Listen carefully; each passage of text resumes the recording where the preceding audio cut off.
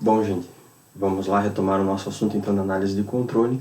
E hoje eu gostaria de abordar dois tópicos com vocês, que é o nosso primeiro passo. A gente vai adentrar agora no mundo de controle, tá? Então, o que eu gostaria de comentar com vocês hoje será basicamente dois tópicos. O primeiro, eu estarei falando sobre análise do lugar das raízes, tá? Então, o primeiro tópico é análise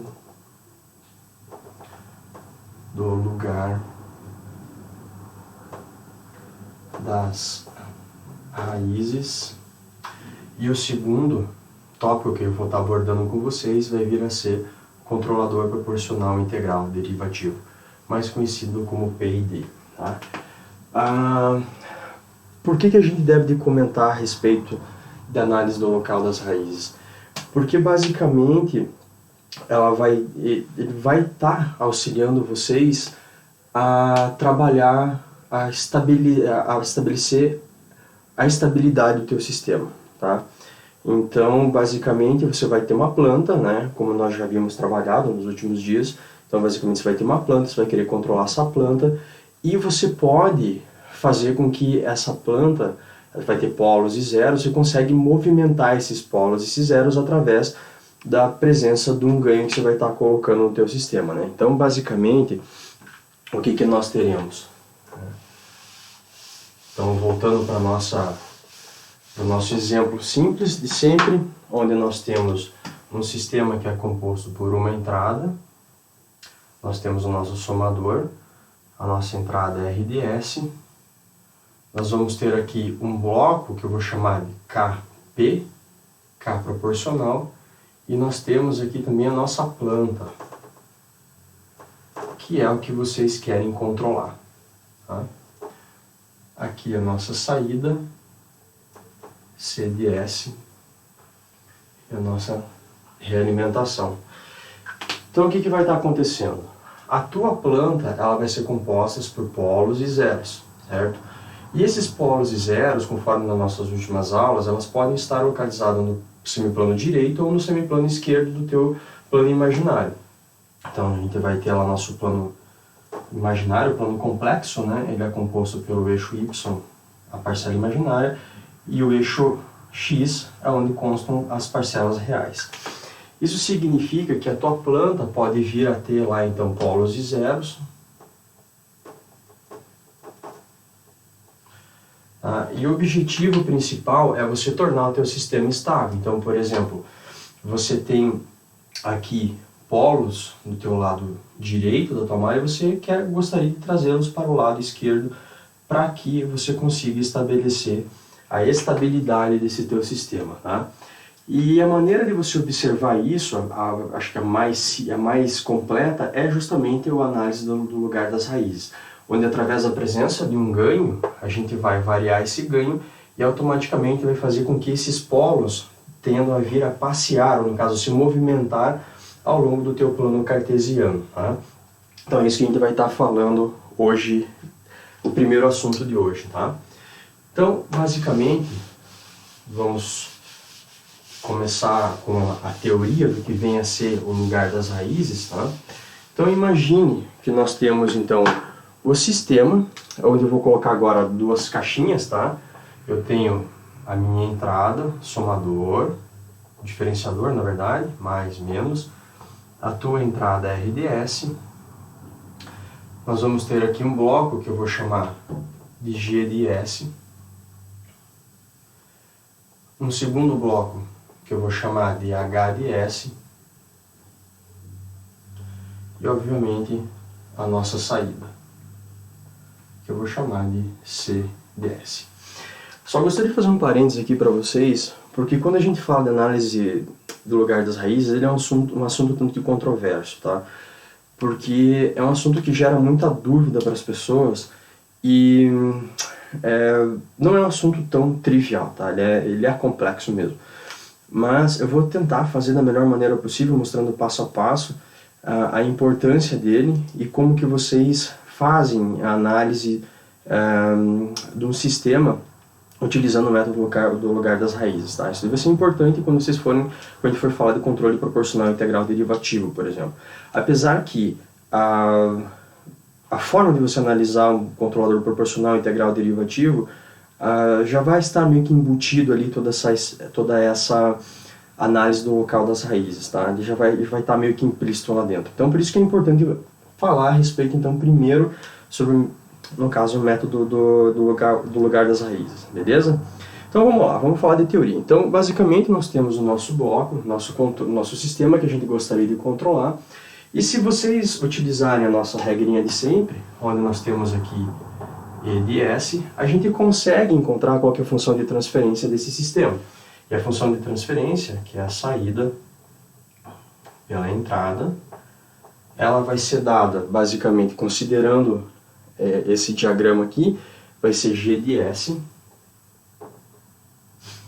divididos por 1 mais G de S H de S. Tá? Então, essa daqui vai vir a ser a nossa função de transferência de malha fechada. Malha fechada quando eu digo no sistema que está realimentado. Se vocês fizerem, então, toda a etapa considerando o erro, que nós já fizemos em outros exercícios, vocês conseguem encontrar a função de transferência desse sistema aqui. Tá?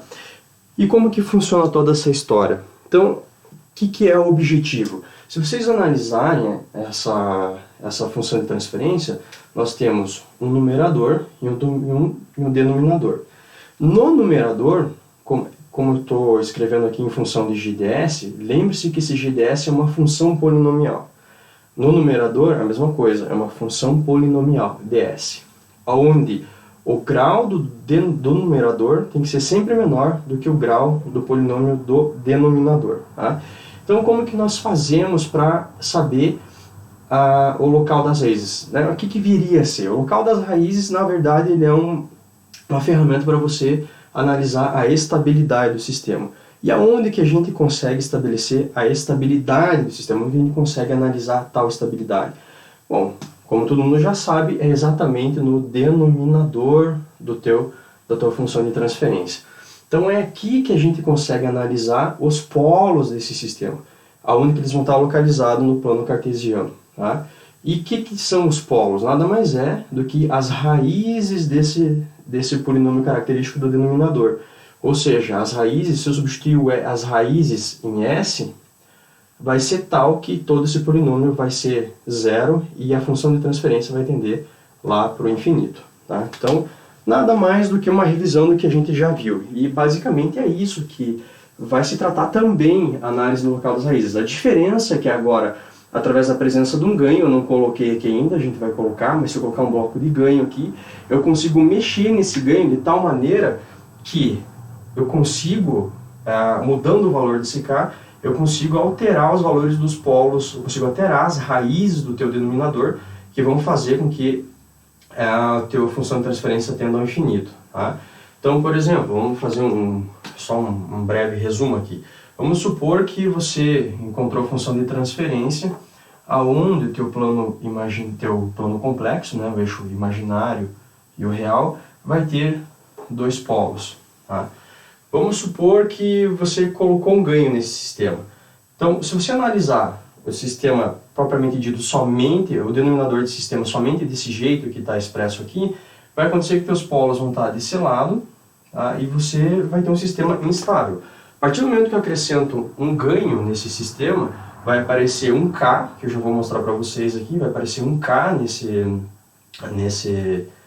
denominador, tá? E esse K, eu consigo alterar o valor dele de tal maneira que o S também passa a ser alterado. Tá? Ou seja, teus polos passam a ser alterados.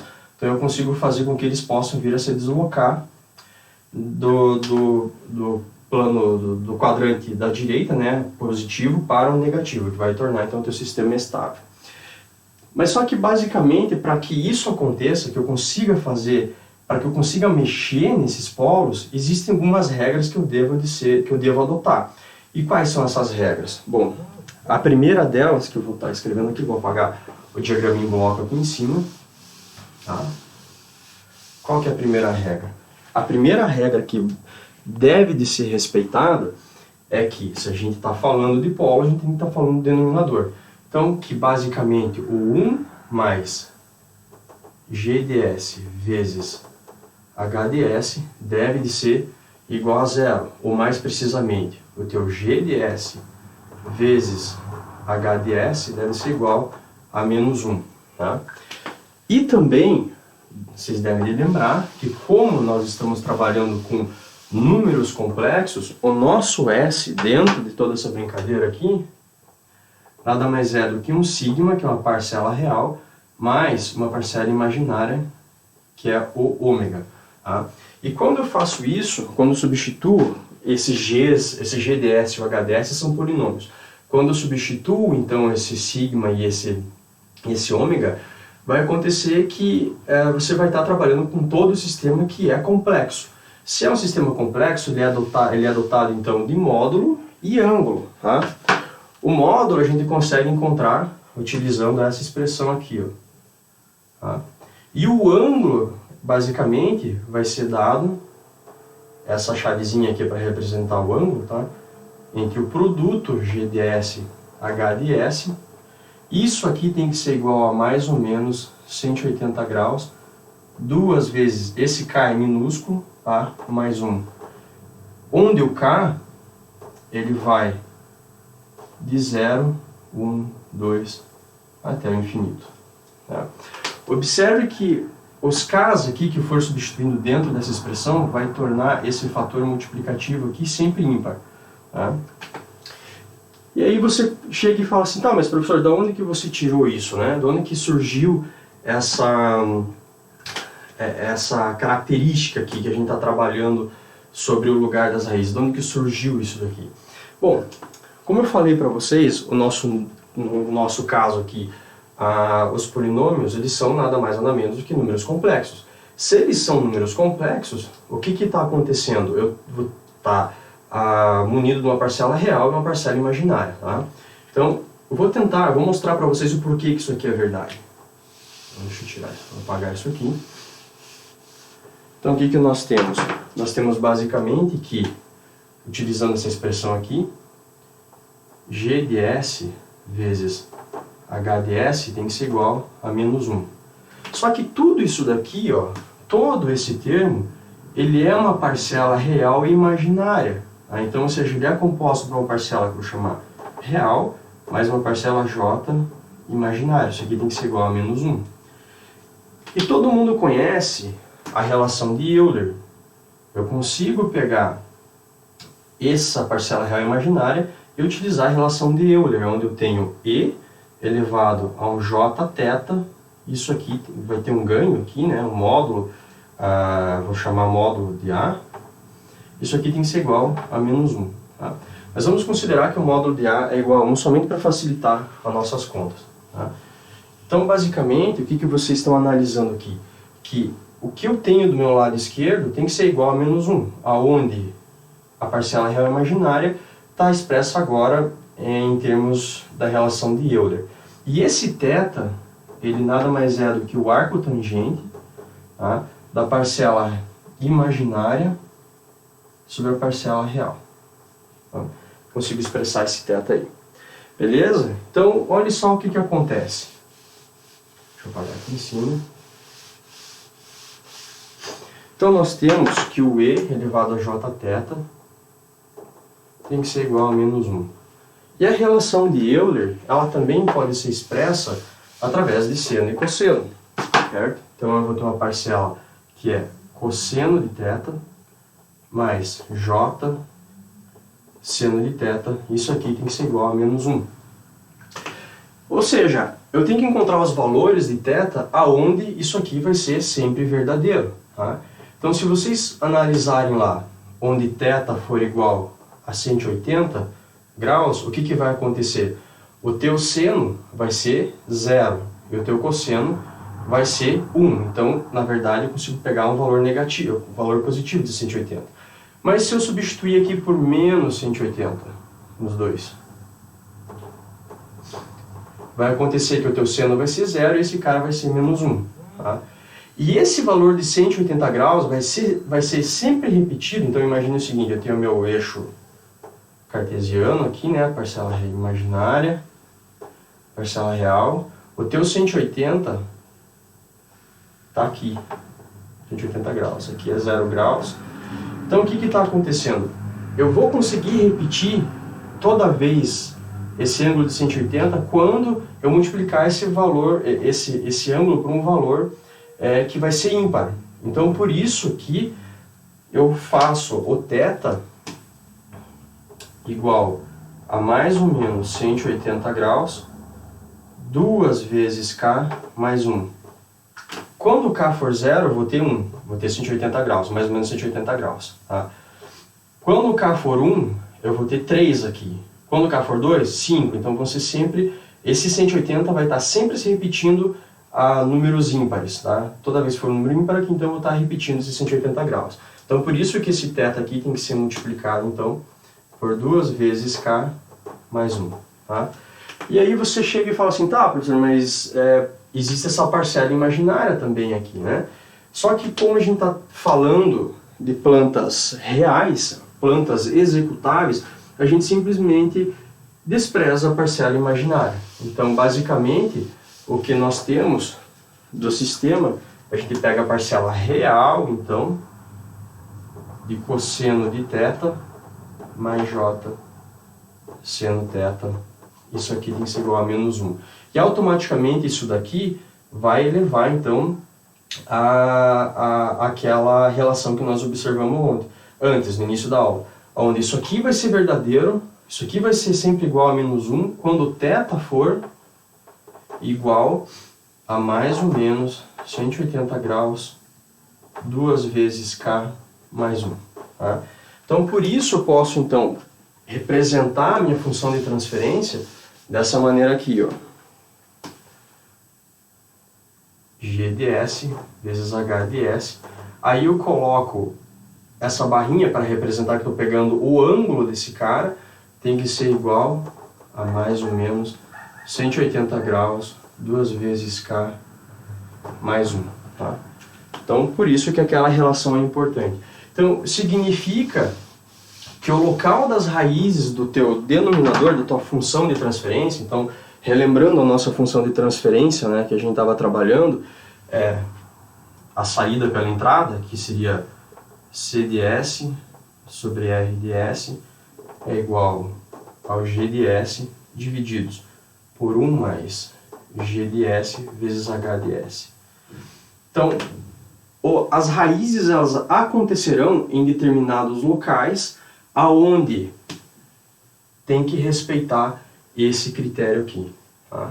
É um critério que acontece. Tá? Então, ou seja, os polos desse denominador, os polos desse cara aqui, irão acontecer em valores específicos que é dado para essa expressão aqui em cima. Tá? Essa expressão é extremamente importante e ela vai nos ajudar a encontrar qual seria a curva do lugar das raízes que esse determinado sistema obedece. Tá?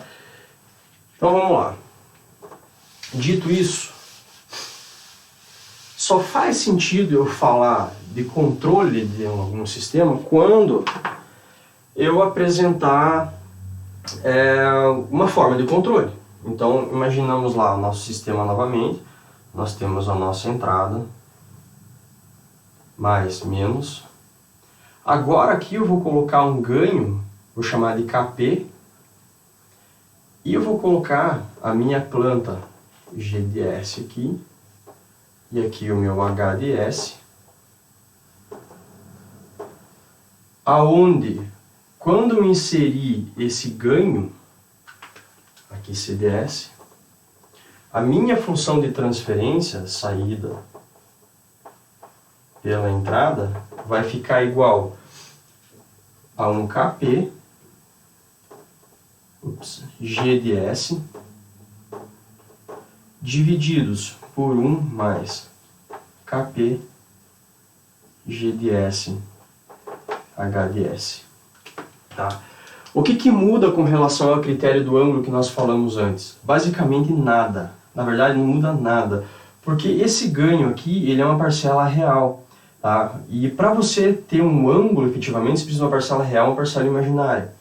como estou falando de um ângulo, de uma parcela real, basicamente, você pode dizer que o ângulo que está associado a essa parcela real vai ser sempre zero. Então, quando for fazer a análise do critério do ângulo, não vai mexer, não vai mudar em nada. O critério do ângulo continua sempre válido. Tá? Então, basicamente, o que nós temos agora? Que os polos, as raízes desse sistema, que será dado, vou apagar aqui para ter espaço, as raízes desse cara vão ser dados, o critério principal será o seguinte: 1 mais Kp GdS vezes HdS. Isso aqui tem que ser igual a zero. Tá? Então, eu consigo melhorar ainda mais essa expressão. Lembre-se que agora, essa equação que está aqui, nada mais é do que o polo da minha equação, da minha função de transferência da tua malha, tá? Então, estou analisando o polo. Só que eu consigo melhorar ainda mais essa expressão. Eu vou falar o seguinte. Como eu falei para vocês, o nosso GdS e o HdS são polinômios.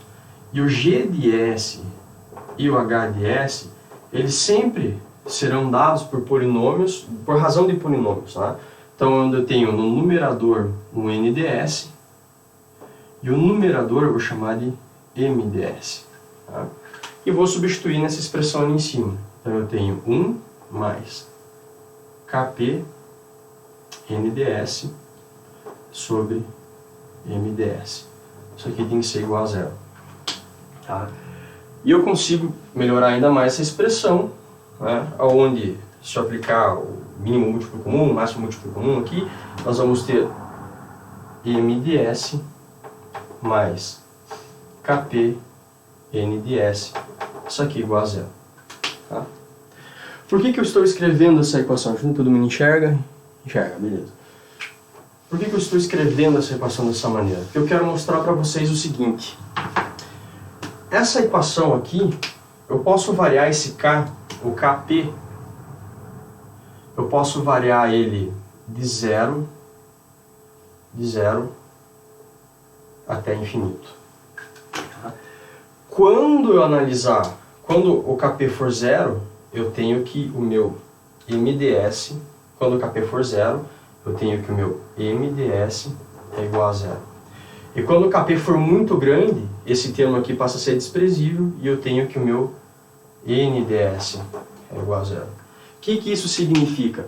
Significa que eu consigo alterar a minha expressão do denominador da tua malha, tá? Que vai representar os polos do teu sistema, eu consigo alterar eles mudando o valor do Kp. Tá? Então, por exemplo, se o Kp não estiver entre 0 e 1, eu vou ter uma composição dessas duas parcelas, MS mais NS, que, consequentemente, vai ter uma raiz que vai ser diferente quando o Kp for igual a zero. Então, quando o Kp for igual a zero, eu vou ter uma raiz para esse polinômio. Quando o Kp for infinito, eu vou ter outra raiz. Quando o Kp for entre 0 e infinito, eu vou ter outra raiz. Então, significa que, dessa maneira, eu consigo, variando esse valor do Kp, eu consigo alterar o local das minhas raízes. Tá? Por isso que a metodologia se chama local das raízes, análise de sistemas através do lugar das raízes. Então eu consigo alterar o lugar das raízes mexendo nesse parâmetro Kp, beleza?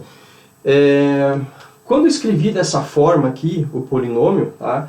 Onde eu disse que o produto GdS vezes HdS nada mais é do que a razão de dois polinômios, tá? Isso aqui é fácil de ver isso daqui, porque basicamente toda função de transferência, GdS ou HdS generalizada, ela sempre aparece como uma razão de polinômios.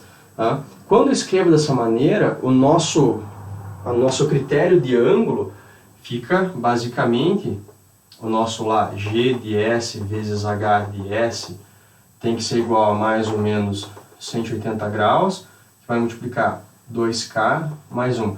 Esse K não é ganho, tá? Esse K que eu estou escrevendo aqui desse lado, sem nenhum subscrito, ele nada mais é do que um valor que vai de zero até infinito, tá?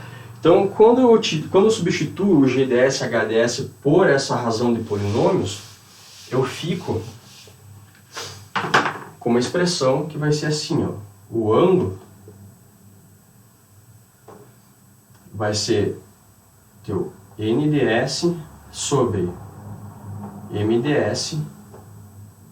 Isso aqui tem que ser igual a mais ou menos 180 graus, 2 vezes K mais 1.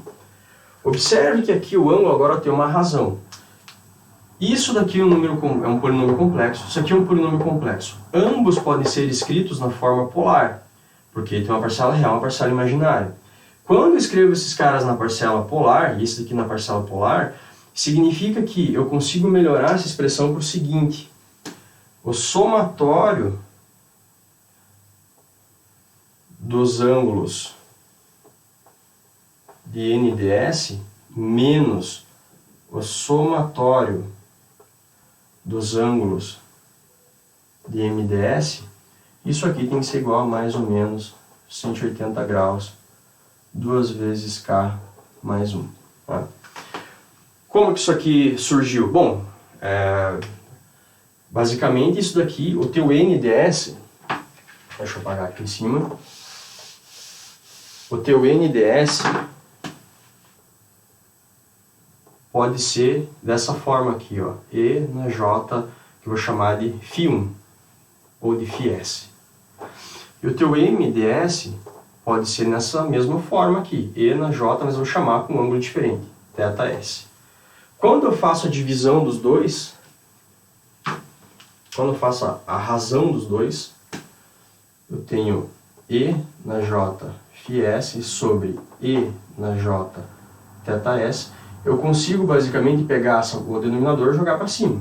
Então eu tenho E na J φs, e quando eu jogo para cima, eu simplesmente mudo o sinal. Então eu tenho E na menos J θs. Tenho a mesma base, então eu tenho basicamente E elevado a J φs menos θs, que é basicamente o que nós temos aqui. A quantidade de tetas que vai ter aqui, θ1, θ2, ou φ1, φ2, φ3 até n, vai depender do número de raízes que vocês vão ter no teu polinômio, beleza? Dito isso, eu acho que a melhor maneira da gente trabalhar com o método do lugar das raízes é atacar um problema direto, tá? Então é isso que a gente vai fazer agora. Eu vou pegar um exemplo de uma planta e a gente vai tentar analisar a estabilidade dessa planta utilizando o método do lugar das raízes, tá? E qual que vai vir a ser esse exemplo que eu vou estar utilizando com vocês? Bom, o exemplo que eu vou estar considerando, basicamente, vai ser essa planta aqui, ó.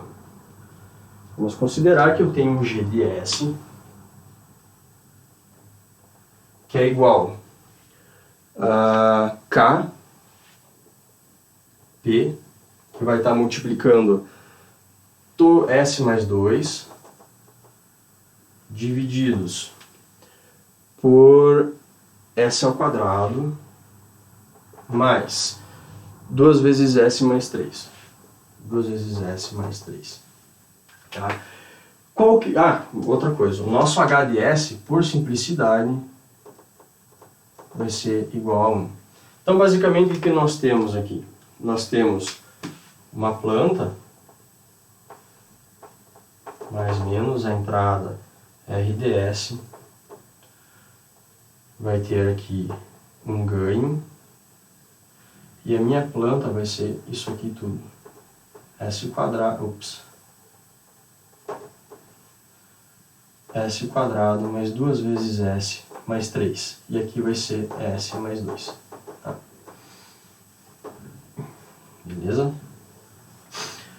Observe o seguinte, se vocês analisarem, sim, obviamente, né? Aqui eu estou acrescentando, o bloco H de S é igual a 1. Tá? Tranquilo? Então é basicamente isso que a gente está fazendo. Então eu acrescentei um ganho, que ele está aqui, que é o proporcional, ganho proporcional. Eu vou mexer nesse ganho de tal maneira que eu vá vir a alterar os polos desse cara. Tá? Observe que essa expressão aqui que eu estou pegando, se vocês resolverem esse sistema aqui, ela vai aparecer no denominador dessa planta. Tá? Isso também é importante dizer, ressaltar. Então, qual que é o nosso objetivo aqui para analisar o método do local das raízes? O nosso objetivo principal aqui, através do método local das raízes, é basicamente a gente analisar a estabilidade. É isso que a gente vai estar fazendo. Então a gente vai pegar essa planta e a gente vai tentar observar o que vai acontecer se eu mudar o valor do K, tá? O que vai acontecer se eu mudar o valor do K nas raízes desse cara aqui, tá? Dessa expressão. Lembre-se lá, qual que era o critério que nós tínhamos trabalhado? O critério principal que a gente havia trabalhado era que o ângulo do G de S vezes H de S tem que ser igual a mais ou menos 180 graus 2K mais 1. Beleza? Que, na forma que a gente... O nosso HDS aqui, ele nada mais é do que 1, e o GDS é uma expressão polinomial, onde nós temos aqui o NDS no numerador e o MDS no denominador. Tá? Eu vou representar esse sistema no plano cartesiano, que no caso o cartesiano não, né? No plano complexo, parte imaginária, parcela real. Eu vou representar ele de tal maneira que tudo que está no numerador são os zeros dessa expressão característica. E tudo que está no denominador vão ser os polos. Então, de maneira idêntica como a gente fez com a malha fechada, eu vou dizer que esse cara aqui, que está no numerador, são os zeros. É onde que nós temos um zero? Lá em menos 2. Tá? E aonde que nós temos polos, preciso encontrar as raízes desse cidadão aqui. E como que vocês podem encontrar as raízes dele? Bom, vocês podem utilizar a Bhaskara. Tá? Utilizando o Bhaskara, vocês encontram as raízes dele. Que vão chegar, eu vou apagar aqui por simplicidade, se vocês resolverem por Bhaskara esse denominador, vocês vão chegar a essa expressão aqui, ó. Ups, acabando a tinta. S mais 1 mais J raiz de 2, 1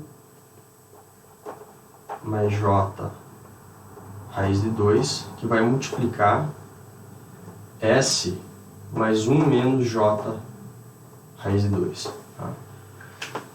Sempre vem em pares complexos conjugados. Então, se a gente for representar isso no plano cartesiano, deixa eu melhorar isso aqui tudo.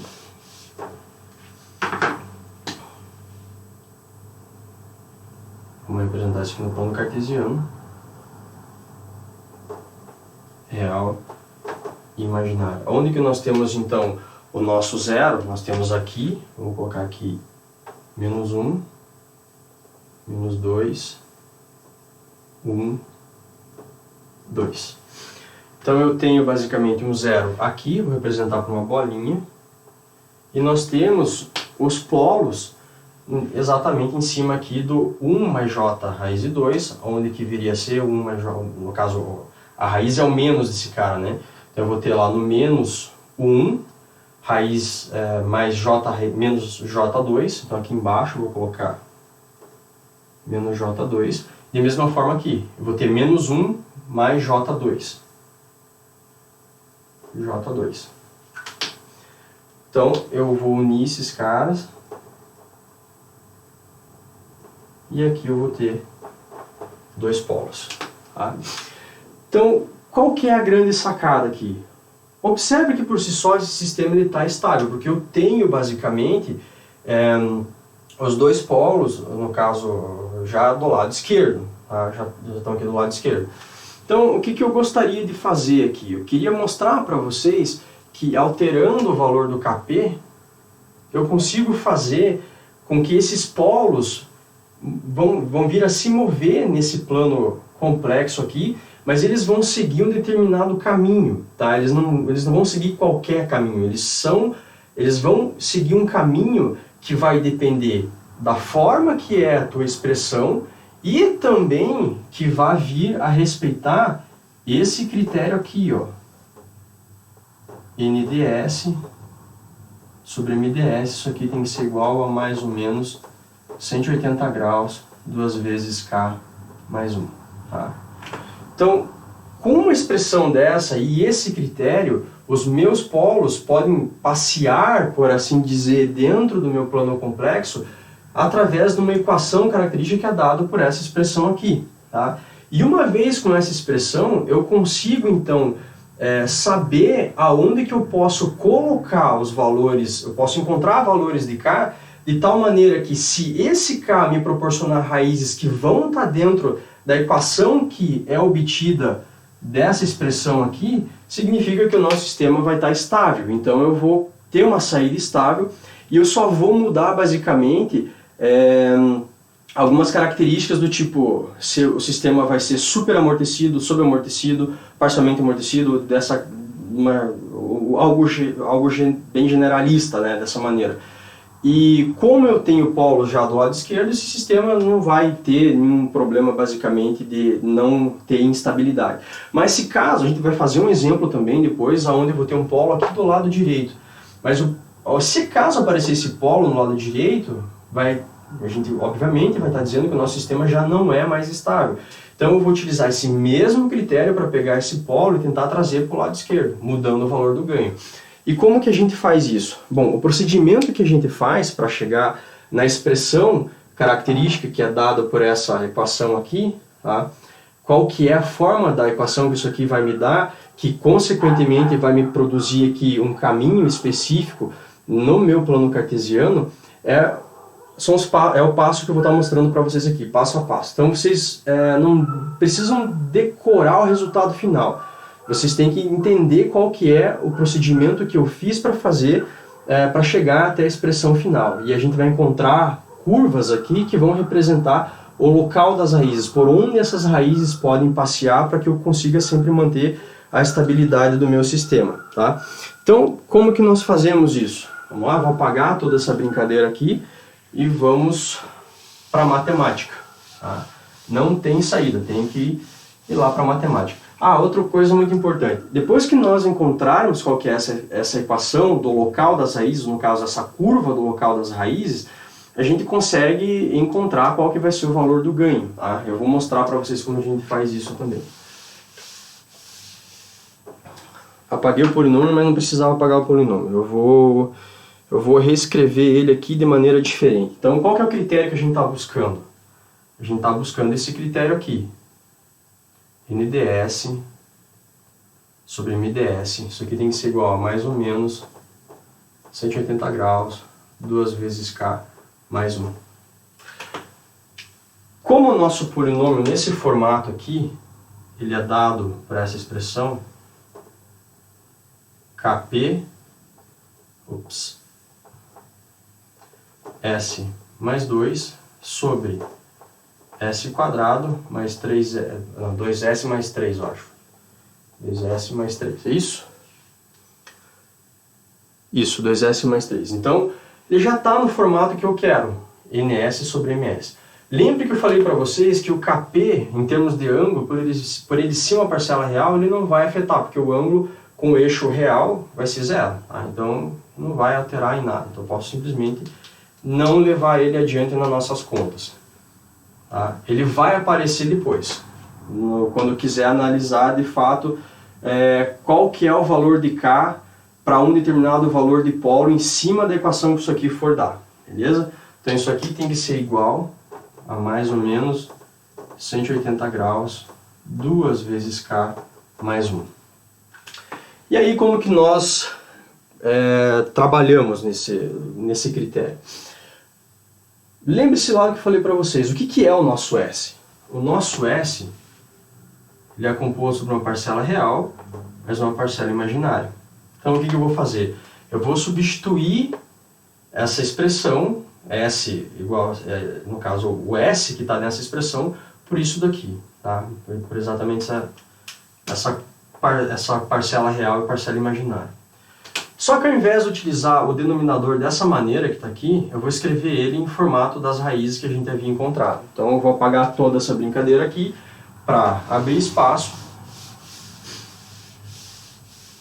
Tá? O que nós temos então? Nós temos que a nossa expressão, no caso do mais ou menos 180, né? Essa expressão aqui, NDS sobre MDS tem que ser igual a mais ou menos 180 graus, 2 vezes K mais 1. aonde eu vou ter S mais 2, isso aqui não muda. Eu vou reescrever agora o meu polinômio no formato das raízes lá. E as raízes, se não me falha a memória, as raízes que a gente havia trabalhado, que a gente estava trabalhando, era 1 menos j raiz de 2 e 1 mais j raiz de 2. Isso, então eu tenho aqui mais 1 mais j raiz de 2, que vai estar multiplicando s mais 1 menos j raiz de 2. Isso. Isso aqui tem que ser igual a mais ou menos 180 graus, 2 vezes k mais 1. Beleza? E vou utilizar ainda mais aqui. Agora eu consigo separar esse termo de duas maneiras, né? Eu tenho a parte do numerador e o denominador. Como que a gente fazia isso? A gente basicamente pegava a parcela do numerador e subtraía da parcela do denominador. Então, o que nós temos aqui? S mais 2. E aí, como esse cara está passando para a parte de cima, né? Então ele vai ficar com o sinal trocado, o ângulo de todo esse sistema aqui. S1 mais J raiz de 2 menos S mais 1 menos J raiz de 2. Isso aqui tem que ser igual a mais ou menos 180 graus, 2 vezes K mais 1. Tá? Vocês vão chegar à seguinte conclusão aqui. Poxa, mas não estava multiplicando aqui? Como é que você passou somando? Lembre-se que eu estou falando dos ângulos. Estou pegando o ângulo desse cara, o ângulo desse cara e o ângulo desse cara. Se vocês lembrarem lá, eu tenho uma parcela no numerador que é um e, no formato polar que é um e elevado a φ1. E no denominador eu consigo representar isso daqui por uma multiplicação, que vai ser j θ1 vezes e j θ2. Isso aqui pode ser representado como e elevado a φ1 vezes, levo isso aqui todo mundo para cima como e, trocando o sinal, j θ1 mais θ2. Tá? E como a base é igual para todo mundo, então isso aqui nada mais é do que e elevado a j φ1 menos θ1 menos θ2. Que é basicamente o que nós temos aqui. Então eu preciso saber o ângulo desse cara, o ângulo desse cara e o ângulo desse. Tá? Só para esclarecer melhor onde que a gente está trabalhando aqui. Então eu vou manter essa expressão aqui e agora sim eu vou substituir o S pela parcela real e a parcela imaginária. Tá? Vou substituir lá o S pela parcela real e a parcela imaginária. Então eu vou vir aqui. O que eu vou ter? O S é um sigma mais J ômega. Então eu tenho sigma mais J ômega mais 2. Aí essa outra parcela, menos. Mesma coisa, eu vou ter um sigma mais J ômega mais 1 mais J raiz de 2. Para essa outra parcela eu vou ter, mesma coisa, sigma mais J ômega mais 1 menos J raiz de 2. Isso aqui é igual a mais ou menos 180 graus, 2 vezes K mais 1. Tá? Beleza? Então, só lembrando, basicamente, a gente utilizou a expressão que era, a gente está utilizando o critério do ângulo, onde nós temos que o NDS sobre MDS tem que ser igual a mais ou menos 180 graus, 2 vezes K mais 1. Relembrando, né?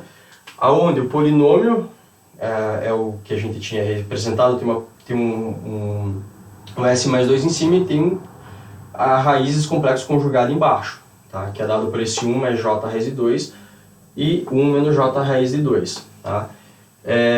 Como está se tratando de ângulos, que eu mostrei para vocês aqui com as exponenciais, quando eu vou para a forma polar, eu consigo então somar e subtrair esses ângulos. Eu mantenho o que está no numerador, o que está no denominador passo para cima trocando de sinal, e aí eu posso somar os ângulos. Então estou pegando a parcela do ângulo do S mais 2, a parcela do S 1 mais j raiz de 2 e a parcela do 1 menos j raiz de 2.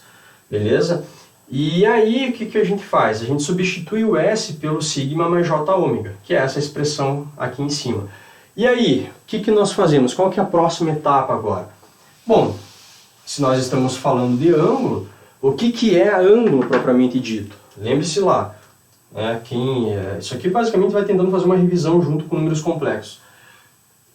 Todo número complexo ele pode ser representado então por uma exponencial, onde tem uma parcela real, uma parcela imaginária, elevado a jθ. Basicamente, o que nós temos é isso aqui, ó. J seno θ. Ah. Mas o que vem a ser esse θ aqui? O θ, ele nada mais é do que o arco tangente da parcela imaginária, que está lá.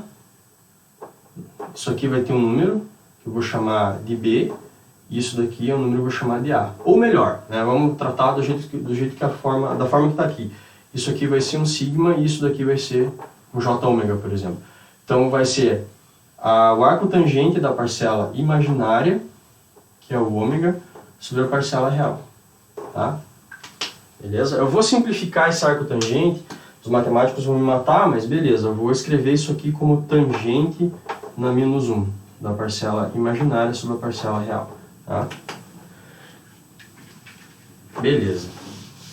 Mas observe o seguinte, nessa expressão que nós temos aqui, eu tenho um sigma mais 2. Então o que nós temos de parcela real? O sigma mais 2. O que nós temos de parcela imaginária? Somente o j ômega. Nesse outro termo, nós temos duas parcelas reais e duas parcelas imaginárias.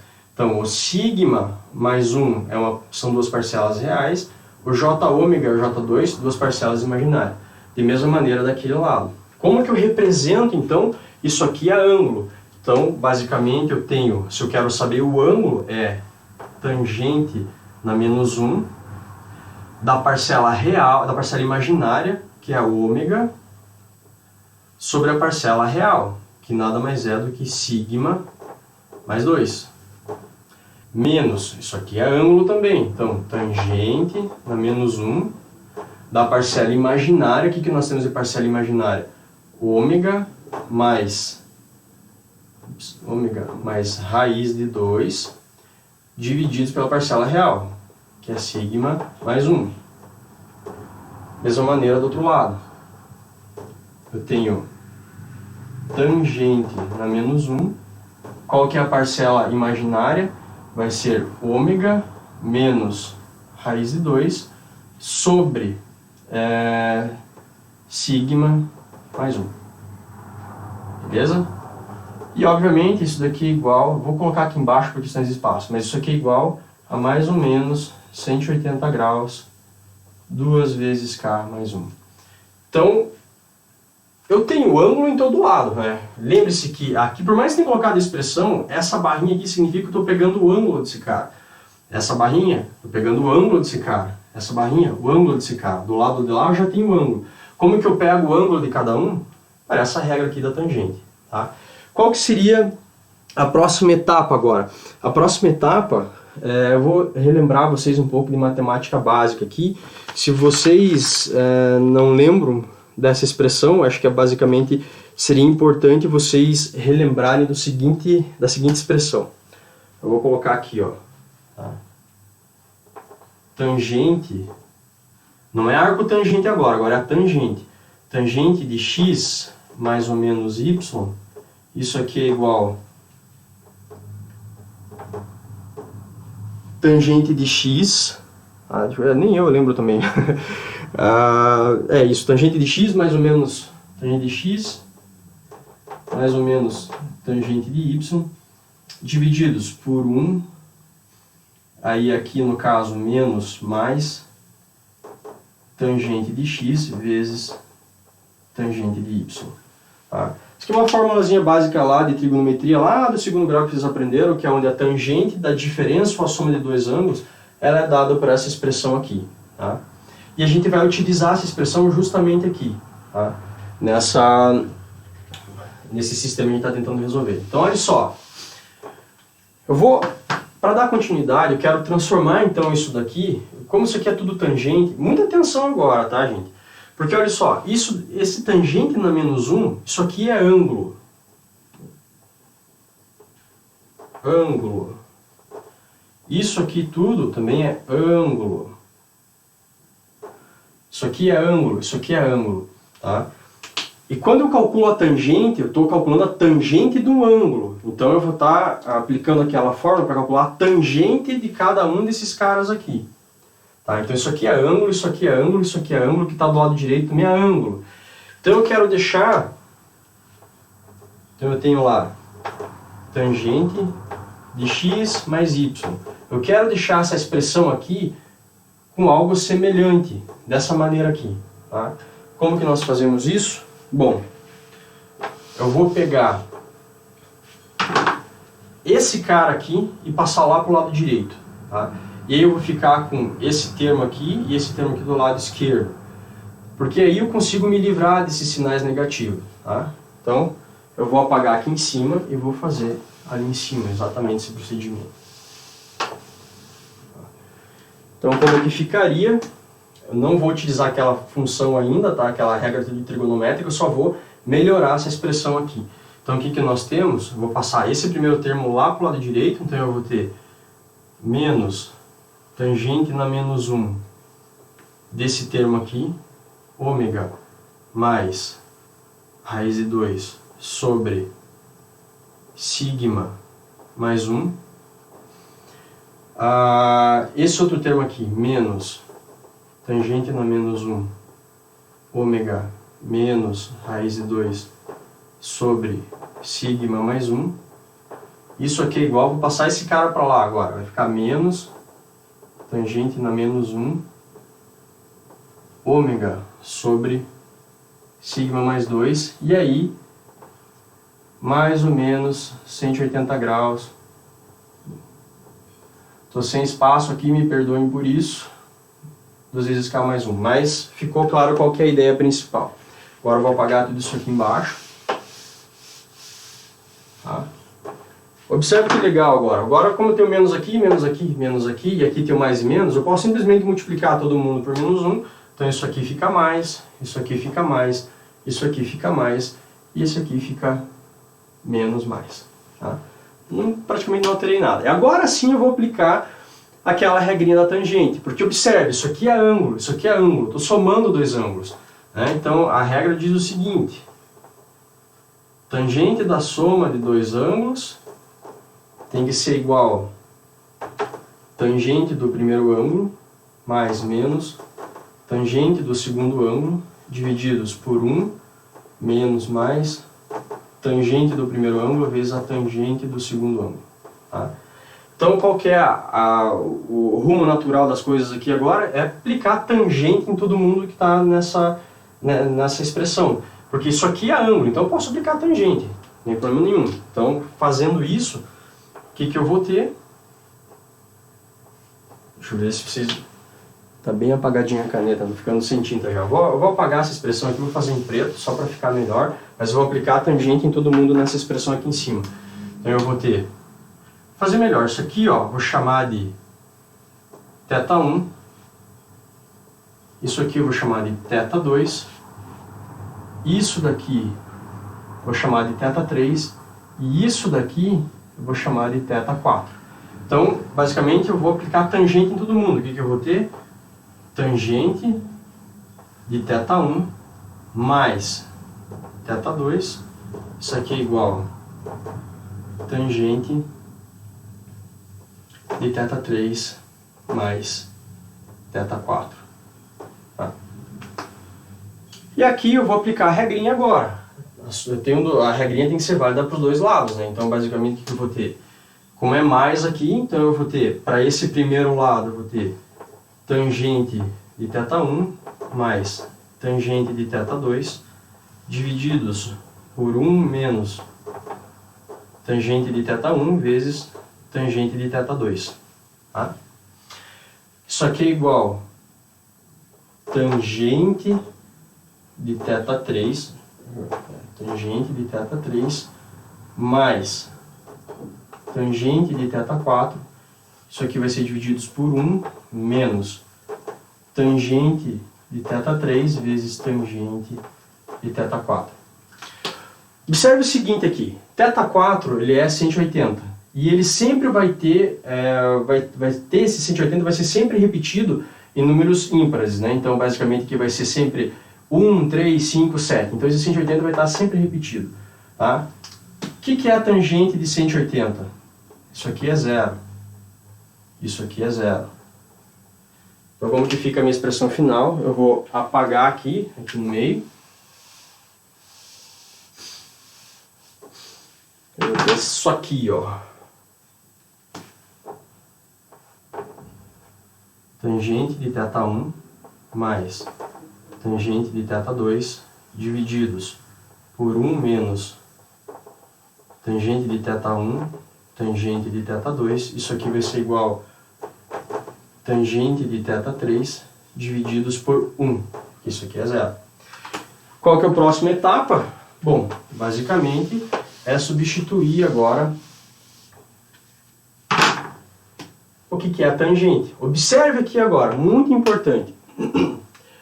O tangente na menos 1, muito importante, tá? O tangente na menos 1, basicamente é o arco tangente, então estou pegando o ângulo. Isso aqui é o ângulo, tá? Então o que vai vir a ser o tangente do ângulo? Vai ser exatamente o valor que está aqui dentro. Vai ser exatamente isso daqui, tá? Porque seria como se fosse uma função inversa. Mesma coisa aqui. E se isso aqui tudo é um ângulo, qual que é a tangente do arco tangente? Olha, é basicamente o valor do próprio argumento. Mesma coisa do lado de lá, tá?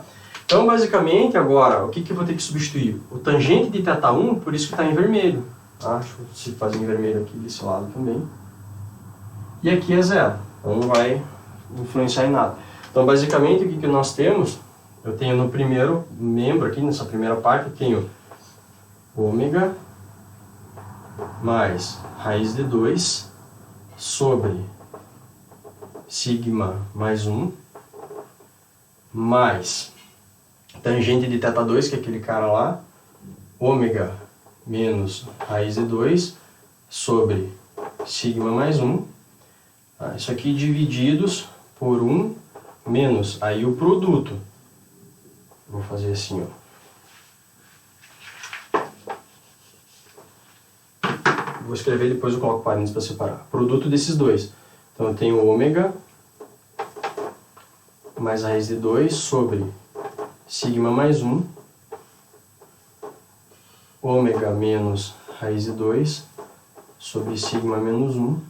Isso aqui é igual, tangente θ3 é igual esse termo que está aqui em vermelho. Então igual a ômega sobre sigma mais 2. Beleza? Então, eu sei, gente, que é bastante matemática, tá? A gente está dando bastante matemática, mas eu acho que a melhor forma de vocês entenderem o lugar das raízes é realmente ir a fundo na matemática para vocês observarem como que, utilizando o critério do ângulo, a gente chega numa curva que vai representar aonde que aquelas raízes são válidas. Como o ganho que a gente colocou lá, que era o Kp, ele não muda o ângulo, então toda vez que eu mudo o Kp, todos os polos vão ter que estar passeando dentro dessa curva, que é dado por isso aqui que a gente vai estar demonstrando agora. A gente está chegando na expressão dessa curva onde os polos podem passear, tá? Os zeros também, no caso. Então eu vou apagar isso daqui.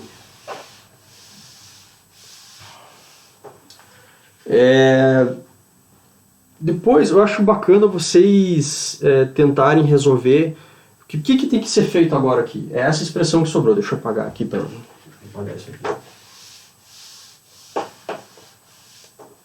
Tá. Essa daqui é a expressão final. Tá. Mas obviamente vocês podem melhorar ela. Eu tenho aqui basicamente, posso aplicar a regra mínimo múltiplo comum aqui nesse termo também, e igualar isso aqui basicamente, tá? Quando vocês fizerem isso, vocês vão chegar nessa expressão aqui, ó. Eu vou colocar a resposta final de na verdade são duas respostas finais, tá? Mas daí vocês tentem chegar nessa resposta por vocês mesmos. Então aqui que eu vou resolvendo essa expressão aqui, eu vou chegar na seguinte equação. 2 vezes ômega, que vai multiplicar sigma mais 1, divididos por sigma mais 1 ao quadrado mais ômega ao quadrado menos 2. Sigma mais 1, sigma mais 1, sigma menos 1. Sigma mais 1 ao quadrado mais ômega ao quadrado menos 2. Isso. Então, esse termo aqui é se vocês resolverem esse termo aqui, tá? Do lado esquerdo. Isso aqui vai ser igual a ômega sobre sigma mais 2. Tá? O que eu fiz? Esse termo aqui do lado esquerdo é a simplificação desse termo que está do lado esquerdo da igualdade. Beleza? Então a gente já pode se livrar dele. Tá? Observe o seguinte agora. Observe o seguinte, eu posso agora multiplicar cruzado toda essa brincadeira aqui, e a expressão final que vocês vão estar encontrando vai ser isso aqui, ó. Ômega, que vai multiplicar sigma mais 2 ao quadrado, mais ômega ao quadrado menos 3. Isso aqui é igual a zero. Tá? Se vocês observarem bem, isso aqui é uma expressão, uma equação que ela vai ser válida quando? Quando ômega for igual a zero e quando esse termo aqui for igual a zero. Então, vou apagar isso aqui. Então, a solução dessa equação aqui, ela vai ser quando ômega... Acabando a tinta. Quando ômega, deixa eu tentar fazer em vermelho. Quando ômega for igual a zero, deixa eu ver se vocês enxergam lá. Também não ia apagar, mas vamos lá, deixa eu... Então, vamos seguir. A solução dessa expressão aqui então vai ser quando ômega for igual a zero e, ponto e vírgula, vou separar, quando sigma mais 2 ao quadrado mais ômega ao quadrado menos 3 for igual a zero. Tá? Observe o seguinte aqui agora. Observe o que a gente pode estar trabalhando aqui. Vamos lá para o nosso eixo imaginário. Imaginário não, complexo. Onde eu tenho parcela imaginária no y e a parcela real no x. A parcela imaginária são todos os j ômegas. E a parcela real são todos os sigmas, ou as composições dele, né? Pode ser sigma mais 1, sigma mais 2, o sigma mais uma parcela real. E aqui eu tenho o ômega, são todas as parcelas imaginárias. Tá? Então, o que está dizendo essa expressão para nós? Que a gente vai ter um ramo do lugar das raízes somente no eixo real, porque o ômega é zero, então vai ter um ramo, a gente já vai analisar quais são esses ramos, tá? Vai ter um ramo que vai estar localizado em alguma região aqui, desse plano cartesiano, desse plano complexo. E olha aqui para essa expressão. Se vocês lembrarem, essa expressão aqui, ela nada mais é que uma equação da circunferência. Porque eu posso pegar esse 3 e passar para lá e fazer o seguinte. Sigma mais 2 ao quadrado, mais ômega ao quadrado, isso aqui é igual a raiz de 3 ao quadrado. Tá? Só passei o 3 para lá, raiz de 3 ao quadrado vai me restar 3. Então, basicamente, o que nós temos é uma circunferência que ela está deslocada no eixo imaginário, no eixo real, porque eu tenho sigma mais 2 aqui, então ela está deslocada, ela está aqui em menos 2, lá em menos 2, e o raio dela é igual a raiz de 3. Tá? Então eu tenho, deixa eu apagar aqui, eu tenho uma circunferência que vai estar mais ou menos aqui assim. Tá? Eu não queria que ela pegasse o eixo imaginário, porque o nosso sistema ele é estável, por assim dizer. Então só deixa eu redesenhar melhor aqui. Nós já vamos fazer um exemplo onde nós temos a parcela imaginária, onde nós temos um polo no lado direito. Tá? Então eu vou colocar aqui, menos 2, e aí eu tenho uma circunferência aqui assim. Tá? Então isso daqui é um ramo, que é uma circunferência, e o segundo ramo nada mais é do que o eixo real aqui, tá? Que é dado quando ômega é igual a zero, que é uma equação, que é uma reta basicamente, é onde nós temos somente em sigma, e nós temos uma circunferência. Tá? Então, observe que a gente saiu lá da definição, dessa definição aqui, ó, ângulo de GDS vezes HDS igual a mais ou menos 180 graus 2 vezes K mais 1. Nós temos dessa definição aqui para uma expressão que vai estar me modelando o local das raízes, de onde que surgem aquelas equações, tá? Da onde que surgem os ramos, basicamente. Tá? Agora, eu tenho que, de fato, dizer aonde que eles acontecem de maneira. Eu sei que tem dois ramos, isso é muito importante, tá? Então, por que nós temos dois ramos aqui, basicamente? Então, eu vou voltar lá para a minha expressão característica, tá? E a gente vai tentar agora caracterizar melhor essa brincadeira aqui, essa expressão. Tá? Vamos lá. Qual que era a minha equação no final das contas? Qual que era a expressão que a gente estava trabalhando? A expressão que a gente estava trabalhando era essa daqui, ó. G de S é igual a KP S mais 2. Eu vou apagar toda essa brincadeira aqui. Vou precisar de espaço, vou ter que desenhar novamente o plano cartesiano, o plano complexo. Então, o que nós tínhamos? Que o nosso G de S era igual a 1kp S mais 2 divididos por um S mais 1 mais J raiz de 2 S mais 1 menos J raiz de 2. Tá? E nós chegamos, utilizando o critério do ângulo, aqui sigma, aqui J ômega. Nós chegamos à conclusão de que nós temos um ramo em ômega igual a zero, que está aqui. Em alguma região aqui, eu não sei onde que ele está bem propriamente dito ainda. Vou estender isso aqui para cá. E nós temos também uma circunferência que ela está centrada lá em menos 2. Que é isso aqui. Mas aonde de fato isso aqui começa e termina? Bom, a gente tem que olhar para a equação característica. Então, qual que é a equação característica? É essa planta aqui, onde o nosso H de S é igual a 1. Né? Nós fizemos ele igual a 1. Então, como que nós observamos? Nós temos, então, um zero em menos 2, aqui. Tá? Aqui eu vou colocar para uma bolinha. E nós temos polos aonde? Aqui eu vou colocar lá em menos 1, menos J raiz de 2, e lá em menos 1 mais J raiz de 2. Então eu vou colocar aqui, ó. Aqui vai ser o meu J raiz de 2, e aqui eu vou colocar o meu menos J raiz de 2. E aqui eu vou colocar o meu menos 1. Tá? Beleza? Então eu vou unir esses caras agora. Aqui é um polo, e aqui é outro polo. Eu desenhei mal a minha circunferência, mas basicamente é onde que começa e termina, onde que é válido essa circunferência, esses ramos que nós desenhamos.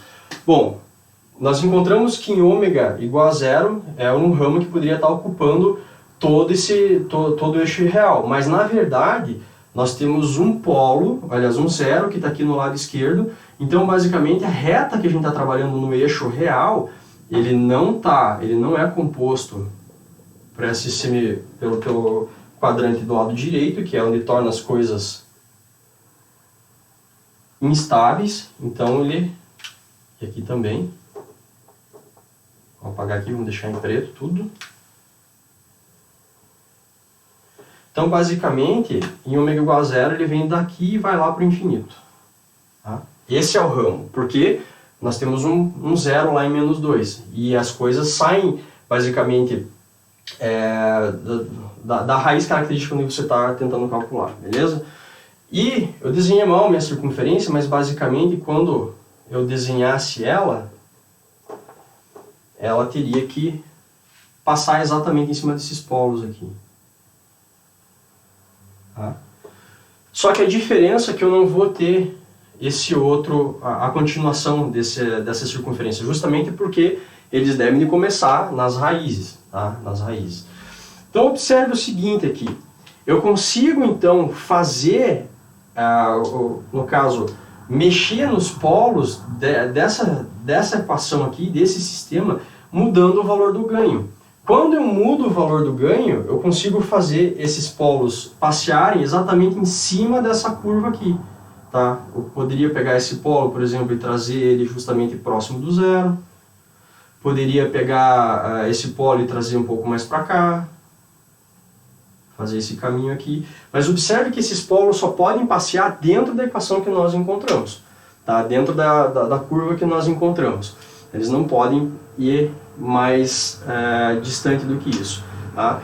E aí agora a pergunta que sobra é o seguinte, como que nós sabemos, então, como que nós encontramos o valor desse cara aqui, do KP? Bom, a forma de nós encontrarmos esse valor é utilizar o outro critério, basicamente, que é o critério do módulo, tá? Ou a gente vai reescrever essa expressão aqui, vou apagar agora aqui, quero encontrar o valor do KP. Tá? Qual é o valor do KP?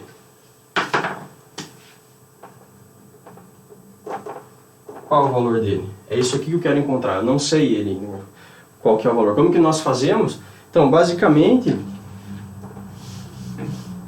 a gente vai utilizar aquele critério onde, lembre-se lá, a saída pela entrada, ela nada mais é do que o meu KP GDS 1 mais GDS vezes HDS. O nosso HDS ele é 1, o nosso GDS está aqui. Então, qual que é o critério que a gente está utilizando? É tudo que está no denominador dessa expressão. Então, eu tenho 1 mais GDS vezes HDS. Isso aqui tem que ser igual a zero. Eu vou utilizar esse argumento aqui para encontrar o valor do KP. Tá? E aí analisar se o valor do KP que nós encontramos vai proporcionar zeros, vai proporcionar o valor ds que está em cima do nosso ramo. Se estiver em cima do nosso ramo que nós encontramos, dos nossos dois ramos, aí o sistema é controlável. Se estiver fora, aí já o sistema não é controlável. Então a gente tem que encontrar um outro valor de KP que esteja em cima daquele ramo. Tá? Então aqui o nosso HDS é igual a 1, então basicamente eu vou apagar toda essa expressão aqui agora. Nosso GDS é isso aqui, então o que nós temos? 1 mais KP S mais 2 divididos por S mais 1 mais J raiz de 2, S mais 1 menos J raiz de 2. Isso aqui é igual a zero. Tá? Eu vou multiplicar todo mundo aqui pelo denominador, né? Então o que vai ser nossa expressão final? S mais 1 mais J raiz de 2, S mais 1 menos J raiz de 2, isso aqui mais KP S mais 2. Isso aqui é igual a zero. Tá? Beleza? Vou apagar toda essa brincadeira aqui.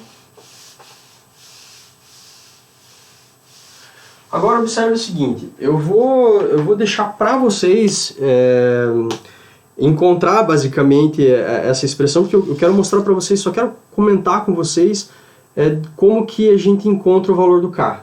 Tá? Se vocês isolar, o que eu devo de fazer? Qual que é o valor do K? Eu não vou demonstrar para vocês, mas se vocês tiverem dúvida, vocês podem me mandar e-mail, alguma coisa que eu demonstro isso para vocês. Mas basicamente, para a gente encontrar o valor do KP, são de duas maneiras. A gente encontra utilizando, substituindo S por J ômega, ou, só das duas maneiras vocês podem encontrar, tá? Ou, basicamente, fazendo a seguinte derivada. Vou colocar aqui, ó.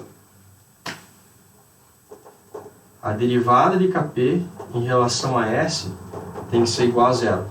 Ou seja, eu tenho que pegar essa expressão e rearranjar ela de tal maneira que eu vou ter um KP é igual a alguma coisa. Tá? O que é essa coisa? Vou colocar o resultado para vocês aqui. Vocês tentem fazer. Então, basicamente, eu quero isolar o KP e vocês vão chegar nessa expressão aqui, ó. Kp é igual menos, vai ter um valor, um sinal negativo aqui, s quadrado mais 2 vezes s mais 3 divididos por s mais 2. Tá? E qual que é o critério para encontrar o valor de k? Então, basicamente eu tenho que fazer essa derivada aqui, ou seja, derivar essa expressão aqui, fazer derivada de Kp ds tem que ser igual a zero. Como que vocês realizam essa derivada? Bom, vocês observam que eu tenho no numerador um u e um v. Então é a regra da razão, né? A derivada da razão de duas funções de mesma variável. Então isso aqui nada mais é do que uv. Quando vocês realizarem essa derivada, né, eu vou colocar a resposta, vocês tentem encontrar. Deixa eu apagar aqui por questões de espaço. Tá? Qual que vai ser a resposta final que vocês vão encontrar dessa derivada? Ó, vou colocar o critério aqui novamente. dkp ds tem que ser igual a zero. E isso daqui vai ser igual ao teu menos 2s, aqui, assim, menos 2s mais 2, que vai multiplicar s mais 2, e aí menos s quadrado, deixa eu ver se estão enxergando ali, tá acabando a tinta da caneta, mas vamos lá, vou me esforçar aqui para fazer sair alguma coisa ali. S quadrado mais 2s mais 3, tudo isso aqui divididos e por s quadrado, s mais 2 ao quadrado.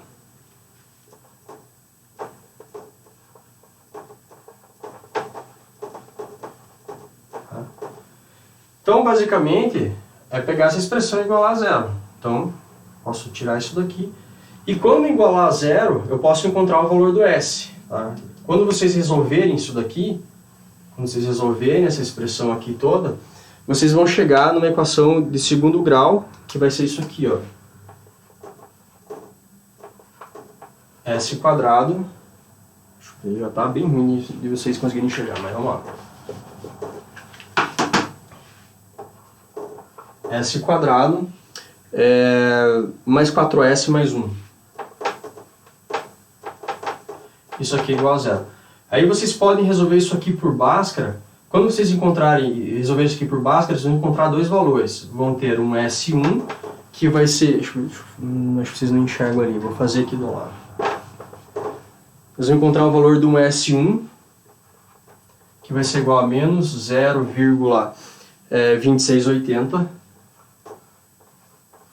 E um S2, que vai ser igual a menos 3,7320. Menos 3,7320. Tá? Esses valores vão encontrar. E aí, de posse desses valores, vocês encontraram o valor do S, e aí vocês substituem esse valor do S na expressão do K que vocês obtiveram. Lembre-se lá, Kp era igual a menos S quadrado mais 2S mais 3 divididos por S mais 2. Tá? Se vocês substituírem esse valor nessa expressão, vocês vão encontrar o valor de Kp, que vai ser igual, basicamente, deixa eu ver aqui, igual a 5,46141. 5,46141. E se vocês substituírem o S2, vou chamar isso aqui de Kp e o outro Kp'. Se vocês substituírem o S2 nessa expressão, vão chegar nesse valor aqui. Se vocês substituírem esse valor, vão chegar num outro resultado, que vai ser menos 1,4641. Menos 1,4641. Tá?